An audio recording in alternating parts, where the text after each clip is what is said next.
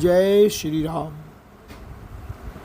आध्यात्मिक सुधार और आत्मावलोकन के इस चैनल कठपुतली गुरुदेव की पर आपका स्वागत है। सादर प्रणाम। जय जय श्री सीताराम।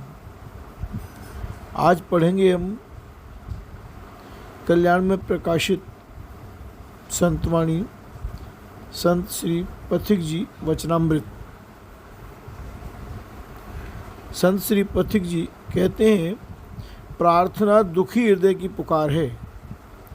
अपनी शक्ति लगा देने के बाद शक्तिमान प्रभु की ओर देखना ही प्रार्थना है। शक्ति के रहते हुए उसका उपयोग न करने से सच्ची प्रार्थना नहीं होती।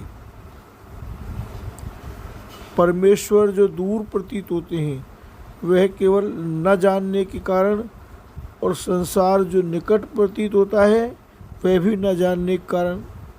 परमेश्वर का ज्ञान होने पर दूरी मिट जाएगी। संसार का ज्ञान होने पर संबंध मिथ्या प्रतीत होगा। आगे संत श्री पथिक जी कहते हैं, परमात्मा को वही भूलता है जो संसार की याद में खोया रहता है। विनाशी की याद हमें चिंता भय से मुक्त नहीं कर सकेगी। इसलिए परमेश्वर को याद करो तो उसकी दया कृपा सब पर होगी। मानव उस दया निधान को भूल जाता है पर वह किसी को नहीं भूलता। वो दया निधान ऐसा है, वो किसी को नहीं भूलता है, मानव भले उसे भूल जाए। समय ही जीवन है। समय खोना जीवन को व्यर्थ खो देना है। सबसे बड़ी बात, समय ही जीवन है। समय खोना जीवन को व्यर्थ खो देना है। वही मूढ़ है जो संसार में सब कुछ तथा सुख पाने के भ्रम में आयु खोता रहता है, परंतु अंत में देखता है कि मिला कुछ भी नहीं। देखो, इस हाड़ मास के शरीर में वह क्या है जो जड़ देह में नहीं है। जिस शक्ति से अन्य को पर को जानते हो, उसी शक्ति से, उसी ज्ञान से स्वयं को जान सकते हो।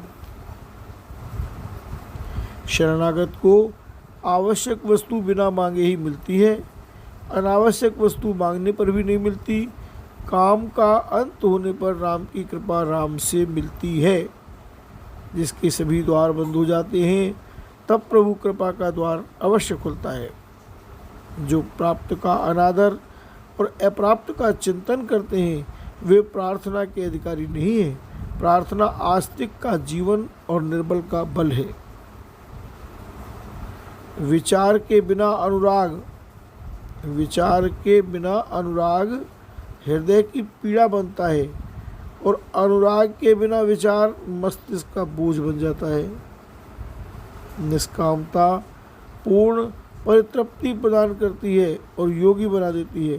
कामना सत्यानंद से विमुख रखती है। अज्ञान में जिसे हम जीवन जानते हैं, जिसे अपना मानते हैं, उसे ही खो जाने का भय है। जो अपना नहीं है वही मृत्यु में छूटता है, जो हम नहीं है वही चिंता है। अहंकार की मृत्यु ही आत्मा का जीवन है। जीवन नित्य है, अविनाशी है, नित्य आनंद है, अनुपम सौंदर्य माधुर्य है, परंतु मनुष्य अनुभव शून्य है। हम क्षुद्र में लघु में उलझ रहे हैं, इसलिए विराट को महान को नहीं समझ पाते हैं। जब तक देहादिक वस्तुओं में अटके हैं तब तक हम मूढ़ ही हैं। ज्ञान चक्षु के खुलते ही सम्यक दर्शन होने लगता है। जो मुक्त हो जाते हैं वही जीने मरने की कला जानते हैं, क्योंकि वे नित्य जीवन से तथा मृत्यु से परिचित होते हैं। आगे, अपने प्रियतम प्रभु की अपने में ही स्थापना कर लो। अपने प्रियतम प्रभु की अपने में ही स्थापना कर लो और मन को उन्हीं के निकट रखते हुए निरंतर उपासना करते रहो। सुखों भोग के त्याग से ही योग सिद्ध होता है। भोग तत्व की भावना का अंत होने पर तत्व ज्ञान होता है। तीनों शरीरों से असंग होने पर स्वरूप का ज्ञान होता है। वस्तुओं तथा व्यक्तियों से मोह मिटने पर प्रेम होता है। प्रेमी प्रेम पात्र में और प्रेम पात्र प्रेमी में निरंतर निवास करते हैं, परंतु सीमित प्रेम से असीम प्रेमास्पद नहीं मिलते। परम प्रभु दीनता और अपनत्व के भाव से रीझते हैं और अपना प्रेम प्रदान करते हैं। परम प्रभु दीनता और अपनत्व के भाव से रीझते हैं और अपना प्रेम प्रदान करते हैं। परम प्रभु के नाते स्वकर्म करते रहना ही भजन है अथवा समर्पण ही सच्चा भजन है। हृदय प्रभु प्रेम से पूर्ण हो, मन निर्विकल्प हो, बुद्धि समस्थित हो, यही वास्तविक भजन है। संसार से विमुख होकर प्रियतम प्रभु की ओर जाना ही सच्चा भजन है।